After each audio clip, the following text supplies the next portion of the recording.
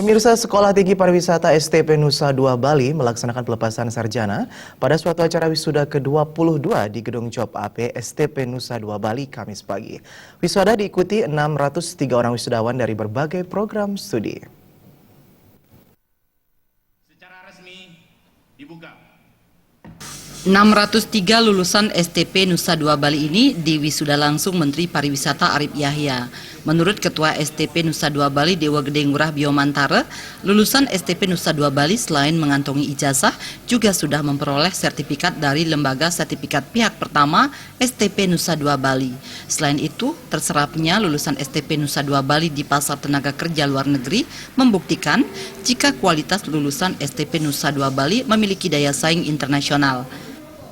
Sebagai upaya menyukseskan program Zero Unemployment, STP Nusa Dua Bali telah menjalin kerjasama dengan berbagai pihak penyalur tenaga kerja luar negeri.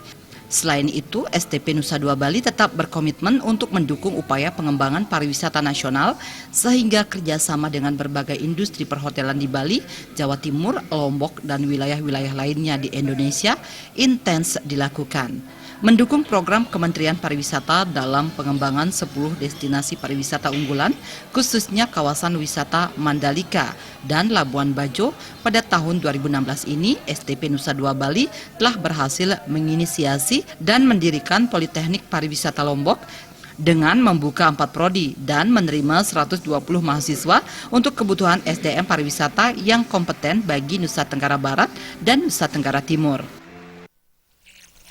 Ucapkan selamat dulu untuk para wisudawan. Hari ini kita melantik mewisuda 603 wisudawan-wisudawati, dan untuk rekan-rekan ketahui ada 3 hal yang ingin saya sampaikan tadi. Yang pertama bahwa kita zero unemployment, artinya 100% lulusan STB Bali itu diterima oleh pasar.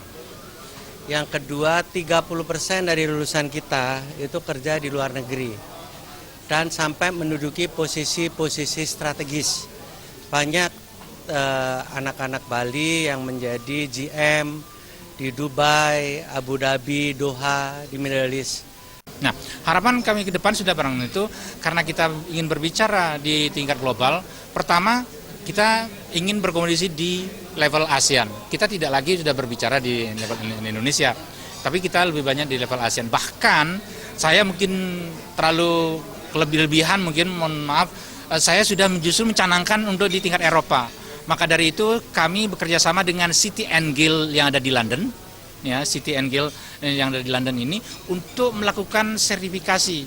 Jadi kami ini, dosen-dosen kami ini sudah mendapatkan approval dari City and Guild untuk melakukan assessment, sehingga sertifikat yang nantinya anak-anak kita terima dari City and Guild itu, mereka sudah bisa bersaing, sudah bisa diterima untuk di tingkat Eropa dan Australia. Ini merupakan satu harapan kami dalam waktu dekat ini. Nimade Gandhi Sanjiwani meraih IPK tertinggi 3,64 dari jurusan program Strata 1 Destinasi Pariwisata. Ngurah Wira Bali.